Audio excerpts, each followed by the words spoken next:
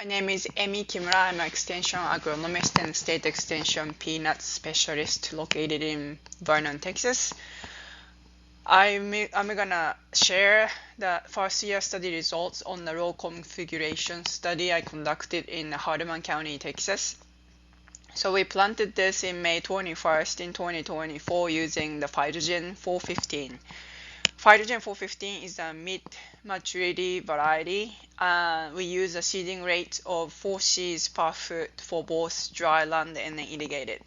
The plot length is relatively longer compared to the small plot study I usually conduct, so it was 640 feet, and the plot rows are 8-row plot, and I have 4 treatments. So first one is solid 40-inch times 8-row. Next one is 2 skips, and then the third one is solid 80-inch, and then the last one is 1 skip. So basically for 2 skips, I just emptied out the third and 6th boxes of the planter. On the 1 skip, I emptied out the 4th box. For solid 80, I just emptied out the 2, 4, and 6 boxes. The rest of this presentation, I will call this treatment as solid 40, 2 skips, solid 80, and 1 skip, just so that we all understand which one I'm talking about. So this is the photos of all treatments. The 40-inch, solid 40-inch has 4 8-rows, and the population was 52,000 per acre with the seed cost of $102 per acre. The 2 skips, 39,000 seeds per acre for the population, and the seed cost was $89 per acre. 1 skip, population of 46,000, seed cost of $77 per acre, and finally solid 80-inch, it was 26,000 population, and the seed cost was $51 per acre. So that's the cheapest option, and then solid 40 was the most expensive option. This is photos from August 8 mid-season photo, and I have 2 extreme treatments from irrigated on the left and then dry land from the right. If you see the solid 40 irrigated compared to solid 80 irrigated, you see how the size of plant are so different between the two, because solid 80 has more space to branch out, so that plant naturally get bigger. Even dry land is more obvious on that difference, so the solid 40 on dry land is very tiny bitty cotton. Compared to that, solid 80 in dry land looked decent size. And this is the video I took in August 8th. And the first one is irrigated solid 40. And moving in, next treatment is 1 skip.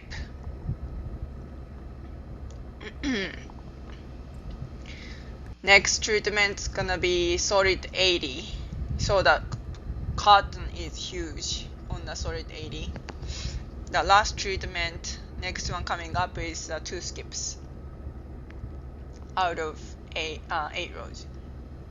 So that's how it looked like in irrigated. So this is the dry land video, and the first couple rows are the buffer, so I can have a true dry land trial. And the first treatment is a solid 40. Next one is 1 skip, and whenever we have 1 skip, the cotton right next to the skip got bigger than the cotton in the 40-inch row spacing. When there was extra space, the cotton branched out more, and also they may be benefiting from extra soil moisture in dry land. Next one is solid 80.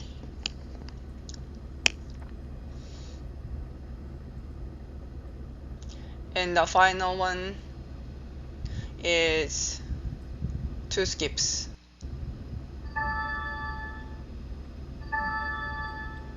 So that's how it looked like in the dry land.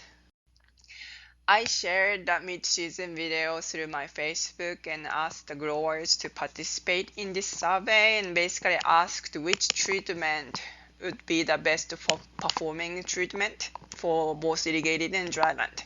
And this is the result.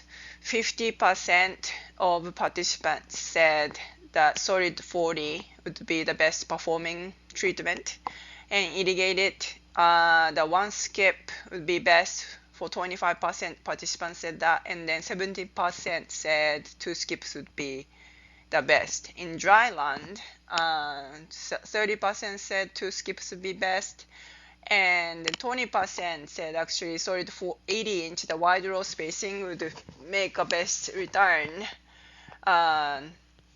in the dry land. In the next couple slides, I'm gonna show the results from first year study. This is the stand count data, and left side is dry land and right side is irrigated trials. I have solid 40, one skip, two skips, and solid 80, and each treatment has different final population. So the orange dots represent the 100% emergence for each treatment. There are no statistical differences among treatments, and the average stand count was about 61 to 62% for both dry land and irrigated. I normally get above 90 to 95% stand emergence from phytogen seed, but this year, with many environmental conditions and factors, so that the stand emergence was not as high as usual stand emergence. This is the lint yield results, and again the left side is dry land and the right side is irrigated, so there were no statistical differences among the treatments on the lint yield. So average lint yield in dry land is very low, 172 pounds per acre. It was hot and dry year again. And irrigated, our irrigation is the limited irrigation, so it's not really full irrigation. So our average yield on the irrigated trial was 505 pounds per acre. Because input costs are equal among all treatments, seed cost plays a significant role in understanding the economic return on this, indicating that the solid 80 being the lowest seed cost is in this case the highest return because the yield was all same. So this is the field video again right before harvesting. The first couple rows is solid 40. Next one is one skip. Next treatment is solid 80. And final one in irrigated is two skips. And this is from the dry land trial. And the first couple rows are buffer again. And I have 40-inch solid. Next one is one skip.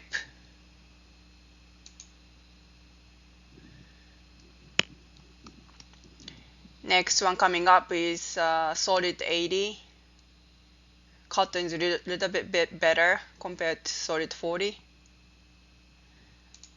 Finally, I have two skips. So that's the dry land trials, that how it looked like at the end of season. So I share this trial updates with growers whenever I had a chance to during that last season, and I had a couple of good comments on this trial. The first one was for the 80-inch row spacing. Cotton can get too big for stripping, and he was suggesting maybe we need a picker to pick it. For my trial, I was able to strip it. I don't have a picker, I have only stripper.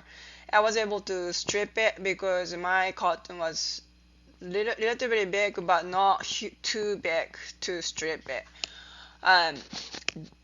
It's because our irrigation was limited irrigation and it's not really full irrigation. amount, so that's why we were able to strip it. But for those people who had a full irrigation capacity and then make a good management, then cotton may become too big for stripping. Another comment that was important to me to maybe include in the future study is that initial seeding rates of 4 seeds per foot was too high for especially dry land, and I agree with that.